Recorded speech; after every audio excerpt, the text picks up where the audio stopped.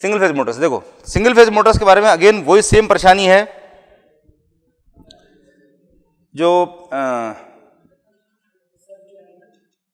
Self starting की problem होती है। इसके अंदर भी सिंक्रोनस मोटर में जो परेशानी होती है, 3 फेज सिंक्रोनस मोटर्स में वही परेशानी सिंगल फेज मोटर्स के अंदर भी होती है। They are not self starting, self starting नहीं होती। सिंगल फेज मोटर्स में आप जितने भी तरीके अलग अलग पढ़ने वाले हैं वो सारे तरीके खाली इस बात के हैं कि सिंगल फेज मोटर्स को सेल्फ स्टार्टिंग कैसे बनाया जाए। सारी प्रॉब्लम खाली इस बात की है और कोई प्रॉब्लम नहीं है इसके अंदर। आप जितना भी इसके अंदर पढ़ने वाले हैं, सेवरल कैटेगरीज, हर कैटेगरीज के अंदर कई तरह तरह के टाइप्स हैं, उन सारा जितना भी आप टॉपिक्स पढ़ेंगे उन सब टॉपिक्स में खाली ये पर्पस आपको पढ़ना है कि उसको सेल्फ स्टार्टिंग कैसे बनाया जाए, उसकी स्टार्टिंग टॉर्क इंप्रूव कैसे करी जाए। उसकी स्टार्टिंग टॉर्क 0 होती है। बेसिकली प्रॉब्लम क्या है कि उसकी स्टार्टिंग टॉर्क 0 होती है सिंगल फेज मोटर्स की। सिंगल फेज मोटर्स की स्टार्टिंग टॉर्क 0 क्यों होती है, उसकी थ्योरीज हैं। जो एक मेन थ्योरी है that is double revolving field theory, main theory यही है, वो अब आपको समझाता हूं। क्रॉस फील्ड थ्योरी बाद में देखेंगे। डबल रिवॉल्विंग फील्ड थ्योरी देखिए, डबल रिवॉल्विंग फील्ड थ्योरी क्या होती है और वो कैसे एक्सप्लेन करती है कि आप अगर सिंगल फेज वाइंडिंग में सिंगल फेज सप्लाई देते हैं तो स्टार्टिंग टॉर्क वुड बी 0। उसका रीजन क्या है, देखो पहले आप 3 फेज इंडक्शन मोटर्स में ये वाली चीज पढ़ चुके हैं कि अगर 3 फेज वाइंडिंग में अगर 3 फेज सप्लाई देते हैं तो जो फील्ड बनती है that is revolving in nature, revolving होती है। उसको फॉलो करने के लिए रोटर जो है उसको फॉलो करना शुरू कर देता है और उसके पीछे पीछे घूमना शुरू कर देता है। इसकी वजह से ही इंडक्शन मोटर स्टार्ट हो जाती है। तो देखो 3 फेज इंडक्शन मोटर में अगर आप 3 फेज सप्लाई देते हैं तो उसका जो टॉर्क स्लिप कर्व बनता है वो आप लोगों को याद होगा। और वो टॉर्क स्लिप कर्व कैसा था, ये था, ठीक। इसी को अगर आप इधर एक्सटेंड कर दीजिए तो कैसा था, ये था, ये कर्व उठा हुआ नहीं था, ये ऐसा था, इट वाज लाइक दिस, ये पूरा था। जिसमें ये बात ध्यान दीजिए कि एनआर की वैल्यू, एनआर की एक्सेस अगर ये है और ये टॉर्क की एक्सेस है तो एनआर की वैल्यू यहां पर कितनी है, एनआर की वैल्यू दैट्स करेक्ट, यहां पर 0 है। यहां पर कितनी है, एनएस, यहां पर कितनी है, माइनस एनएस, उल्टा, ठीक है, ब्रेकिंग मोड। एस की वैल्यू अगर आप देखते हैं, जहां एनआर की वैल्यू 0 है वहां पर एस की वैल्यू 1, जहां एनएस है वहां पे, और जहां पर ये माइनस एनएस है वहां पे 2 हो जाएगी, -2 क्यों। सिंपल सा फॉर्मूला है, S equal to NS minus NR upon NS.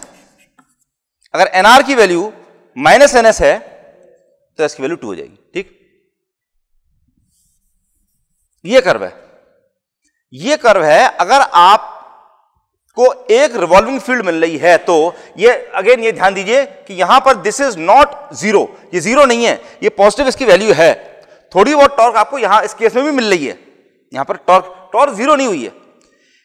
तो ये कब आपको मिल रहा है, ये कर्व किस चीज का हमने बना रखा है, अगर आपके पास में एक रिवॉल्विंग मैग्नेटिक फील्ड मौजूद है, एक रिवॉल्विंग मैग्नेटिक फील्ड मौजूद है, इसमें एक फील्ड है जो ऐसे घूम रही है, क्लॉकवाइज डायरेक्शन के अंदर घूम रही है। उसका मैग्नीट्यूड चाहे जो भी हो, जिस भी मैग्नीट्यूड हो, मैग्नीट्यूड का मतलब क्या है, उसके अंदर मैग्नेटिक फील्ड स्ट्रेंथ कितनी जनरेट कर रहा है वो, 5m की वैल्यू चाहे जितनी भी हो, चाहे 5m हो, चाहे 1.55m हो, चाहे 2 जितना भी हो, मैग्नीट्यूड उसका चाहे जितना भी हो, but that is revolving in nature, revolve कर रही है।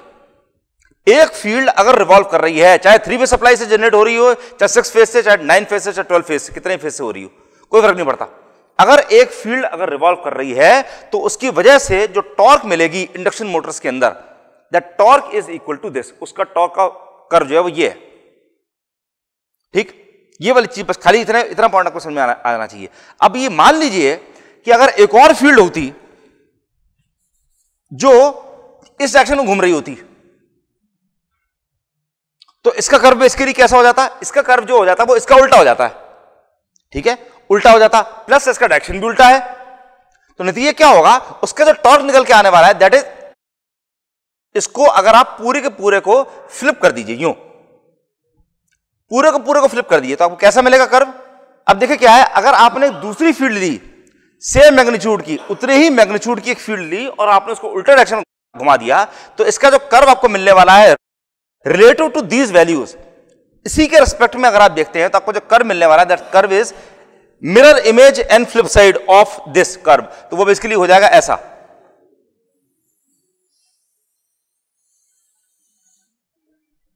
समझ गए सब लोग?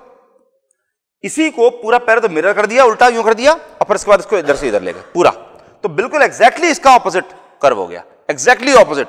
मतलब क्वाड्रेंट में आपने पूरा का पूरा माइनस का प्लस, दोनों माइनस का दोनों प्लस कर दिए, दोनों प्लस के दोनों माइनस कर दिए, ये वाला काम आपने कर दिया। ठीक है, इधर का इधर आ गया, क्वाड्रेंट में पूरा शिफ्ट कर गया। तो ये दो फील्ड्स हैं, एक फील्ड अगर इधर घूम रही है तो उसका कर्व आपको मिल रहा है ये वाला। Let us say that this is field positively revolving field है, और ये वाली नेगेटिवली रिवॉल्विंग फील्ड है। तो पॉजिटिवली रिवॉल्विंग फील्ड की वजह से आपको पॉजिटिव टॉर्क मिल रहा है which is like this, negatively revolving field की वजह से आपको नेगेटिव टॉर्क मिल रहा है विच इज लाइक दिस, बिल्कुल एग्जैक्टली। ठीक है, अगर एक साथ दोनों को दोनों फील्ड अगर मौजूद होंगी एक साथ किसी भी तरीके से, अभी खाली आपको इतना समझना है, आप अभी आप इंडक्शन मोटर से छोड़ दीजिए, मोटर सेल्फ स्टार्टिंग क्यों नहीं होती सब भूल जाइए, उसको मतलब ही नहीं है। अभी तक खाली हम ये देख रहे हैं, एक नया टॉपिक शुरू कर दिया जिसका लेट अस से कि उसका इलेक्ट्रिकल मशीन से भी कोई लेना देना नहीं है, हम तो खाली एक ही वाली चीज देख रहे हैं कि एक फील्ड रिवॉल्व कर रही है उसकी वजह से टॉर्क का कर्व ये मिल रहा है, दूसरी फील्ड रिवॉल्व कर रही है दूसरी की वजह से टॉर्क का कर्व ये मिल रहा है। अब दोनों के दोनों मौजूद है तब क्या होगा, हर पॉइंट पर इन दोनों का आपको सम मिल जाएगा। वो सम जो होगा, जो सम होगा वो सम बेसिकली किस तरह का निकल के आएगा, अगर आप हर एक पॉइंट में इसको ऐड कर दीजिए तो यहां पर क्या मिलेगा, यहां पर वो है, यहां से शुरू होगा, इस पॉइंट शुरू हो रहा है, इस पॉइंट में इतना पॉइंट माइनस कर देंगे तो वो करीब यहां पर आएगा, यहां पर जितना ये है उतना ये है, तो यहां पर इस पॉइंट पे 0 हो जाएगा, और इसी की तरह से ये वाला पॉइंट आएगा आपको यहां पे, और ये वाला पॉइंट आपको मिलेगा समथिंग लाइक दिस, तो that curve will be something like this, ये कर्व मिल रहा है। इसमें देखने में अगर आपको दोनों बराबर नहीं लग रहे तो वो मेरे बनाने की वजह से गलती हो रही है, नहीं तो दोनों बिल्कुल एग्जैक्टली आइडेंटिकल है, बिल्कुल जैसा कर्व ये है वैसे ही वाला कर्व ये है। अब इसमें ये वाली चीज आपको देखनी है कि जहां पर एनआर की वैल्यू 0 है, देखो एक मिनट उससे पहले भी जो पॉजिटिवली रिवॉल्विंग फील्ड जो थी, इस फील्ड के लिए एनआर की वैल्यू यहां पर 0 थी, यहां पर प्लस एनएस थी, यहां पर माइनस एनएस थी। अगर ये वाली फील्ड अगर आप देख रहे हैं तो इसमें एनआर की वैल्यू यहां पर 0 है, यहां पर क्या होगा माइनस एनएस, माइनस एनएस उल्टी घूम रही है ना, ये उल्टी घूमती हुई है, इसके लिए ये वाला माइनस एनएस हो गया और ये वाला प्लस एनएस हो गया, और टॉर्क इस साइड में पॉजिटिव मानने थे, इस साइड में नेगेटिव मानने थे, अब ये नेगेटिव साइड में हो, तो पूरा का पूरा तरह से उल्टा हो गया है, बाकी सब कुछ सिमिलर है। तो ये वाला कर्व जब आपको दोनों कर्व आप ऐड कर देते हैं तो आपको फील्ड मिलती है ऐसी, रिवॉल्विंग मैग्नेटिक फील्ड। इस फील्ड का जो नेट टॉर्क है that torque is 0 at NR is equal to 0। जहां पे एनआर की वैल्यू 0 है वहां पर इस टॉर्क की वैल्यू भी 0 चल रही है। तो इस डिस्कशन के बाद में आपको खाली इतनी चीज समझ में आनी चाहिए, दैट्स ऑल, खाली इतनी चीज समझिए कि अगर एक फील्ड मौजूद है, एक रिवॉल्विंग मैग्नेटिक फील्ड मौजूद है जो इस डायरेक्शन में घूम रही थी, तो आपको एनआर पर इतनी टॉर्क मिलने वाली है। अगर एक और फील्ड मौजूद है जो खाली इधर घूम रही थी, पहली वाली नहीं है, दूसरी फील्ड मौजूद है अगेन जस्ट वन जो इधर घूम रही थी, तो आपको नेगेटिव साइड इतना टॉर्क मिलेगा। लेकिन अगर दोनों फील्ड मौजूद हैं तो आपको एनआर इक्वल टू 0 पर टॉर्क की वैल्यू 0 मिलने वाली है। अभी ये बात की बात है कि दोनों फील्ड कहां से आई, वो बात की बात है। खाली अभी आपको इतना समझना है कि अगर दोनों फील्ड मौजूद हो गई, मतलब ऐसी बात है अगर आप इधर से पॉजिटिव टॉर्क मिल रहा है तो इधर चला जाएगा, उधर से पॉजिटिव टॉर्क मिल रहा है तो इधर चला जाएगा, नेगेटिव साइड में चला जाएगा। लेकिन पॉजिटिव नेगेटिव दोनों फोर्स आपने लगा दिए तो ये कहीं भी नहीं जा पाएगी, ना इधर ना उधर। एट एनआर इक्वल टू 0, जहां एनआर की वैल्यू जहां 0 है वहां पर टॉर्क की वैल्यू 0 हो जाएगी। क्लियर, इतना पॉइंट सबको समझ में आ रहा है? ठीक।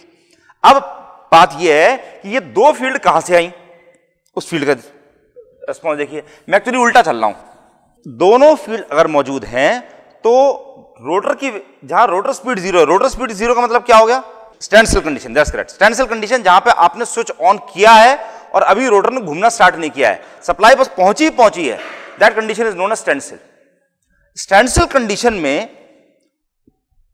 ये कंडीशन होती है कि NR is equal to 0, NR की वैल्यू 0 है और इस पॉइंट पर टॉर्क की वैल्यू 0 है, स्टार्टिंग टॉर्क की वैल्यू 0 आ रही है, वो ना पॉजिटिव साइड में ना नेगेटिव साइड में, ठीक है। लेकिन इसके साथ में ये वाली चीज देखिए कि अगर किसी तरह से एनआर की वैल्यू अगर यहां पे होती, एनआर की वैल्यू अगर किसी तरीके से आप मान लीजिए हाथ से घुमा करके अगर एक साइड करते हैं, एनआर की वैल्यू इतने कर दी है, यहां पर होने का मतलब क्या है? इसका मतलब खाली ये है कि ये 100 आरपीएम है, ये 200 है, ये 500 है, ये मान लीजिए जितना भी 1000 मान लेते हैं, तो इसका मतलब क्या होगा? This is -100, this is -200, this is -500, इस तरह से। तो 100 आरपीएम, 100 आरपीएम अगर एक डायरेक्शन के अंदर, उस डायरेक्शन में, क्लॉकवाइज डायरेक्शन में आप इसको घुमा दीजिए किसी तरीके से, तो उसको टॉर्क कितनी मिलेगी? इतनी टॉर्क इसको मिल जाएगी। इतना 100 आरपीएम तक घुमा करके अगर आप इसको छोड़ दें तो इतनी टॉर्क उसको मिल रही है, चलती रहेगी। अगर आप 200 आरपीएम तो घुमा करके छोड़ दें तो ज्यादा टॉर्क उसको मिलेगी और चलती रहेगी वो उस तरफ। इसके अलावा ये वाली चीज भी देखिए कि अगर आपने उसको -100 मतलब उल्टे डायरेक्शन में 100 डायरेक्शन, मतलब इधर 100 आरपीएम तक घुमाने के बजाय इस डायरेक्शन में अगर आपने 100 आरपीएम तक घुमा दिया उसको, तो भी वो चलती रहेगी क्योंकि उसको इतनी टॉर्क मिल रही है।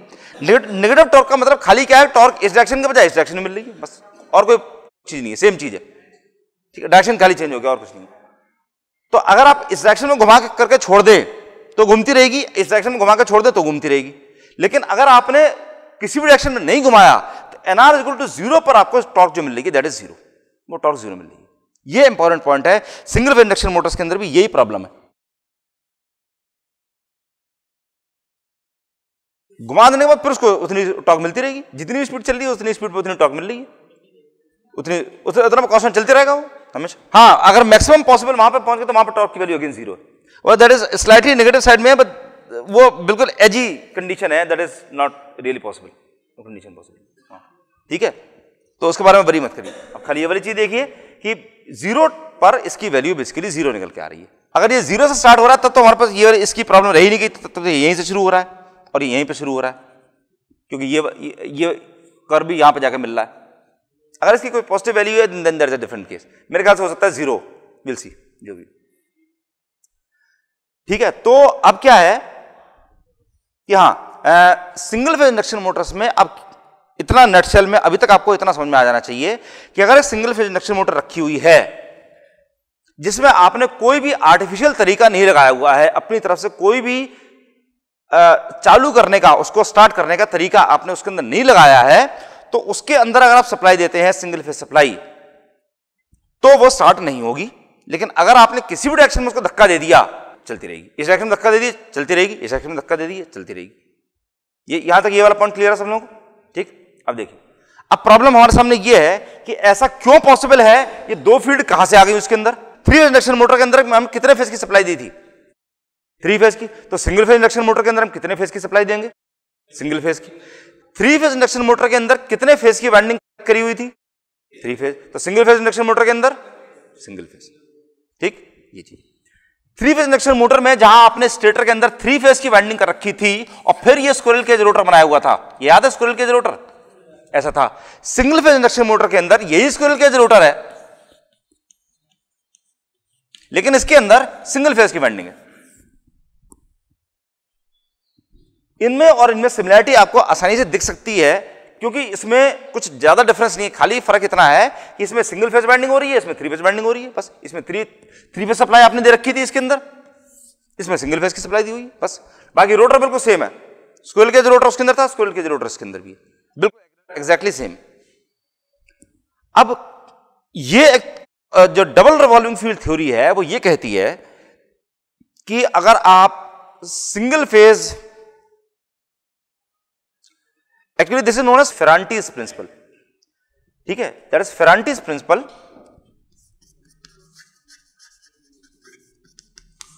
फेरांटीज प्रिंसिपल है, और ये प्रिंसिपल ये कहता है कि एक फील्ड अगर आपके पास है, ठीक है, ध्यान सुनिए, बड़ा आसान सा प्रिंसिपल है। एक फील्ड है जो किसी भी पर्टिकुलर डायरेक्शन में घूम रही है और इसका मैग्नीट्यूड इज से phi m, एक पर्टिकुलर फ्रीक्वेंसी पर ये एक डायरेक्शन में घूम रही है, गोल गोल घूम रही है, then this field is equal to 2 fields of half the magnitude. Magnitude हो गया इनका phi m/2 plus phi m/2। लेकिन this field is revolving in this direction, this field is revolving in this direction and this field is revolving in this direction, उल्टा direction. दोनों में एक ही तरफ बना देता हूं।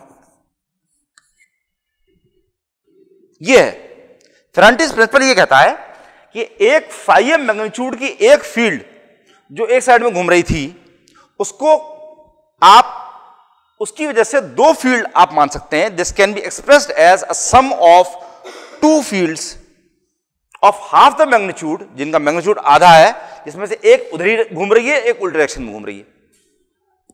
ये फेरांटीज प्रिंसिपल है। तो अब बेसिकली क्या हो गया, आपने अब इसको इससे रिलेट करिए, क्या है, आपने इसके अंदर सिंगल फेज की सप्लाई दी थी, इसमें आपने दिया Vm sin ओमेगा t,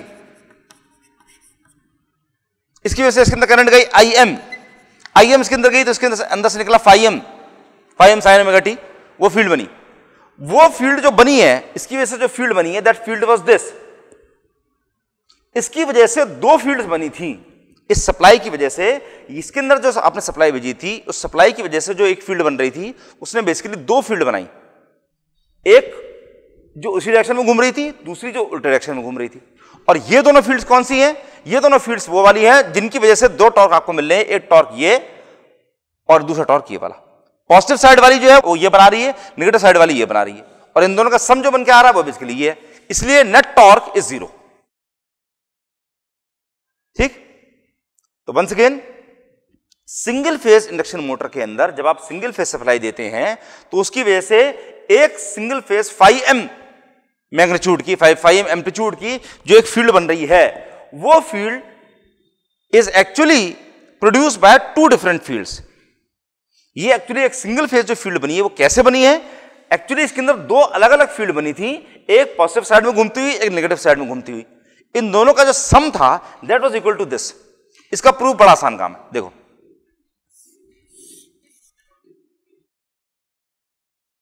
ये एक फील्ड है और ये दूसरी फील्ड है, ये दो फील्ड्स। एक ने इधर घूमना शुरू किया, एक ने इधर घूमना शुरू किया। ठीक, तो थोड़ी देर के बाद में क्या होगा,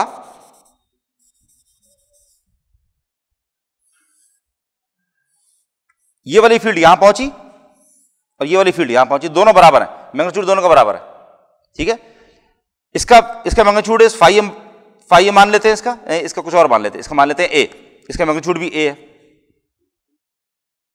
नहीं, इसका मैग्नीट्यूड, ये मैग्नीट्यूड जो दिस मैग्नीट्यूड इज a, ये मैग्नीट्यूड a है। ठीक है, अब जब ये इतने डिग्री थीटा डिग्री जब दोनों दोनों घूम चुके हैं, तब इनके हॉरिजॉन्टल कंपोनेंट्स क्या क्या है? इसका हॉरिजॉन्टल कंपोनेंट क्या निकल के आएगा? इसका a cos थीटा और इस वाले का a cos थीटा, दोनों का a cos थीटा निकल के आ रहा है। तो बेसिकली यहां पर कितना निकल के आ रहा है? 2a cos theta.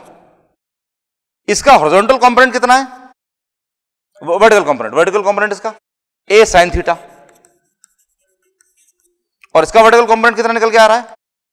a sin theta, लेकिन दिस इज नेगेटिव डायरेक्शन में। तो a sin थीटा और a sin थीटा दोनों दूसरे को कैंसिल कर देते हैं, जबकि a cos थीटा और a cos थीटा ये दोनों मिल करके 2a cos थीटा, यानी कि दुगने एम्पलीट्यूड वाली, जितना भी इसका एम्पलीट्यूड था, इसका एम्पलीट्यूड अगर 5m था तो यहां पर बन रहा है 2 5m, और इसका मैग्नीट्यूड अगर 5m/2 था तो यहां पर कितना बन रहा है? 5m।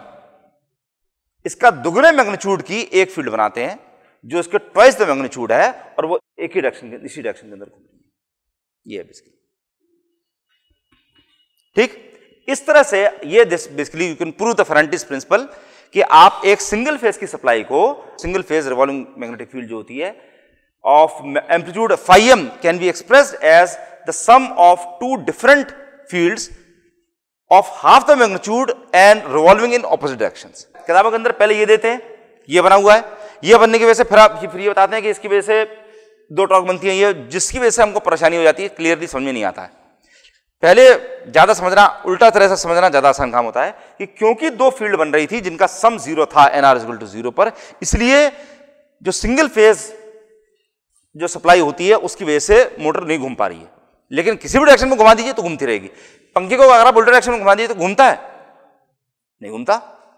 अगर आप स्विच ऑन कर दीजिए, मान लीजिए उसके अंदर कंडेंसर जो आपने लगा रखा है, कंडेंसर हटा दीजिए, स्टार्टिंग वाइंडिंग जो लगा रखी है वो दोनों वाइंडिंग हटा दीजिए, अगर उल्टा डायरेक्शन में घुमा दी तो नहीं घूमेगा।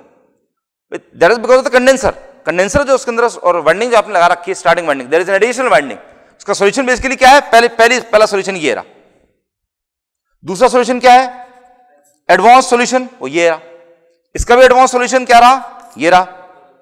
इस तरह से कई सारे सॉल्यूशन आप इसके अंदर बनाते जाते हैं, ये सारे इसी के वेरिएशंस हैं, वो मैं भी आपको समझाता हूं सारा।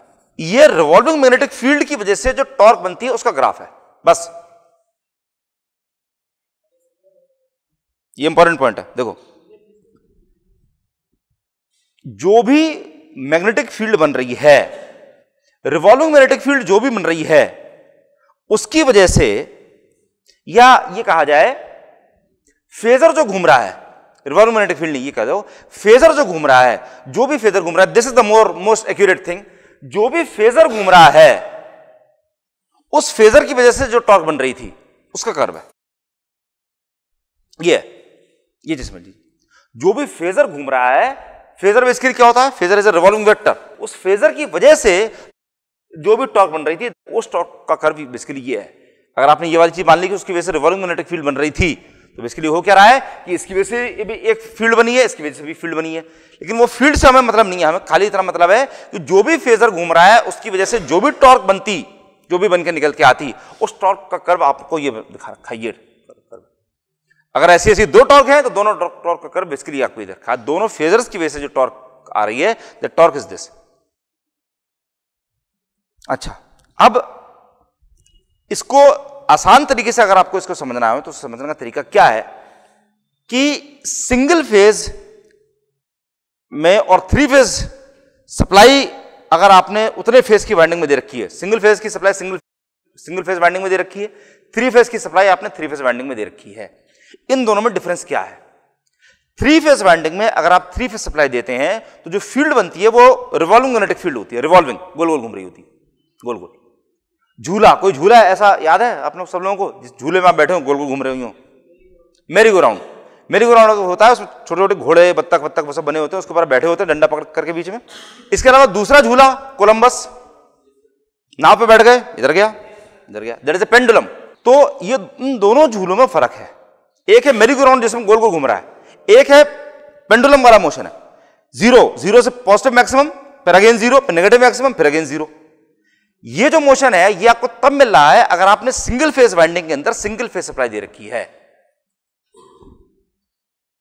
थ्री फेज वाइंडिंग में अगर आपने थ्री फेज सप्लाई दे दी है तो फील्ड घूम रही है गोल गोल। सिंगल फेज वाइंडिंग में अगर सिंगल फेज सप्लाई दे दी है तो फील्ड गोल गोल नहीं घूम रही, वो खाली हिल रही है, इधर गई फिर यहां आई, फिर इधर गई फिर इधर आई। पल्सेटिंग, रिवॉल्विंग करने के बजाय पल्सेटिंग है, plus zero minus zero, plus zero minus zero. SHM में, हाँ SHM simple harmonic motion, pendulum का जो मोशन होता है खाली वो वाला काम चल रहा है। इसीलिए आपको रिवॉल्विंग मैग्नेटिक फील्ड चाहिए, जब तक कि आपको रिवॉल्विंग मैग्नेटिक फील्ड नहीं मिलेगी तब तक इंडक्शन मोटर स्टार्ट नहीं होगी, तब तक मोटर स्टार्ट नहीं होगी। तो रिवॉल्विंग मैग्नेटिक फील्ड बनाने का तरीका आपके पास में बड़ा आसान सा है, बहुत आसान सा। मैं खाली इसका इंट्रोडक्शन देता हूं, देन विल कंटिन्यू। देखो आपने सिंपल एक काम करा, देखो ये जो वाइंडिंग आपने लगा रखी है which is known as main winding, main और रनिंग वाइंडिंग, इसकी प्रॉपर्टी क्या है? इसकी इंडक्टेंस की वैल्यू बहुत ज्यादा है और रेजिस्टेंस की वैल्यू बहुत कम है। This is highly inductive in nature, inductance इसके अंदर बहुत ज्यादा है। ऐसे में अगर आपने यहां पर वोल्टेज दे रखा है V और उसके वजह से जो करंट इसके अंदर जा रहा है दैट करंट इज से IM, करंट इसके अंदर IM गया, तो अगर V ये है तो IM कैसा होगा? ऐसा ऐसा, मतलब पोजीशन नंबर 1 2 3 4, कौन सा वाला होगा इसके अंदर? This is highly inductive in nature, resistance की वैल्यू बहुत कम है, तो कौन सा होगा इसके अंदर? 4 वाला होगा। ठीक है, अगर रेजिस्टेंस की वैल्यू 0 होती तो करंट ऐसा जा रहा होता, बिल्कुल 90 डिग्री एंगल पर होता, पूरी तरह से लैगिंग होता, लेकिन थोड़ी बहुत रेजिस्टेंस है इसलिए वो 4 वाली पोजीशन पर आएगा, तो आपको जो करंट उसके अंदर जाएगा, करंट की वैल्यू हो गई ऐसी, दिस इज IM। अब आपने क्या काम कर रखा है कि इसके पैरेलल में आपने एक और वाइंडिंग लगाई which is known as starting और ऑक्सिलरी वाइंडिंग। स्टार्टिंग और ऑक्स वाइंडिंग, स्टार्टिंग और ऑक्सिलरी वाइंडिंग। इसकी प्रॉपर्टी क्या है? This is high resistance and very low inductance. कई बार इंडक्टेंस की वैल्यू ऑलमोस्ट नेग्लिजिबल रखते हैं, खाली रेजिस्टेंस रख देते हैं, रेजिस्टेंस स्टार्ट, खाली ये वाला काम आपने कर दिया। तो अब इसके अंदर जो करंट जा रहा है, let us call this IS, वो करंट किस तरह की होगी? 1 2 3 4 में कौन सी पोजीशन पर आएगी? 1 पोजीशन पर आएगी। ये रही IS। ठीक इस तरह से देखो कि मान लीजिए आपके पास में एक सप्लाई थी और दो अलग अलग तरह के लोड थे। तो देखो आप इस तरह समझिए कि आपके पास में दो लोड थे, एक में इंडक्टेंस बहुत ज्यादा थी और रेजिस्टेंस थोड़ी सी थी। दूसरा लोड था जिसमें रेजिस्टेंस बहुत ज्यादा थी और इंडक्टेंस थोड़ी सी थी। इसके अंदर जो करंट जा रही दैट इज IM, इसके अंदर जो करंट जा रही दैट इज IS। इसमें अगर ये वोल्टेज था, जो वोल्टेज आपने यहां पे और यहां पर जो वोल्टेज दे रखा था, that voltage was this, then IM की वैल्यू होगी ऐसी, जिससे IM, क्योंकि इंडक्टेंस बहुत ज्यादा है और रेजिस्टेंस की वैल्यू बहुत कम है। अगर आप ये वाली सप्लाई अगर आप देख रहे हैं तो V अगर ये है तो इसमें IS पूरी तरह से वोल्टेज के फेज में जाने की कोशिश कर रही है, क्योंकि प्योर रेजिस्टेंस है लेकिन थोड़ी बहुत इंडक्टेंस भी थोड़ी सी लैग करेगी। तो IS जाएगा, वो जाएगा ऐसा, ये रहेगा IS, ये IS है। अब इन दोनों फेजर्स को हमने एक दूसरे के ऊपर रख दिया है, क्योंकि वोल्टेज तो सेम है, करंट्स खाली अलग अलग हो रही है, तो करंट्स उन दोनों को हमने इकट्ठे रख दिया, IS ये रही, IM ये रही, और इन दोनों का जो वेक्टर सम है, दिस करंट इज I, और वो वेक्टर सम इनका क्या हो जाएगा? ये हो गई I, ये रही I। अब अगर आप खाली ये वाला फेजर अगर आप देख रहे हैं तो आपको ये चीज दिखाई देगी कि सप्लाई में से जो वोल्टेज लिया गया that voltage was V, supply में से जो करंट ली गई दैट करंट वाज I, लेकिन इस करंट I को आपने दो अलग अलग पार्ट्स के अंदर स्प्लिट कर दिया, बांट दिया। आपने एक सिंगल फेज की सप्लाई को दो अलग अलग फेजेस के अंदर स्प्लिट कर दिया गया है। दो phase, two phase supply in two phase winding, क्या चीज बन जाएगी? Rotating magnetic field. Polyphase winding में अगर आप पॉलीफेज सप्लाई देते हैं तो उसकी वजह से रोटेटिंग या रिवॉल्विंग मैग्नेटिक फील्ड बन जाती है। तो आपने सिंगल फेज को दो फेज के अंदर स्प्लिट कर दिया है, that is why this is known as split phase induction motor. This is split phase induction motor, split phase induction motor. ठीक है, दैट्स इट, विल कंटिन्यू।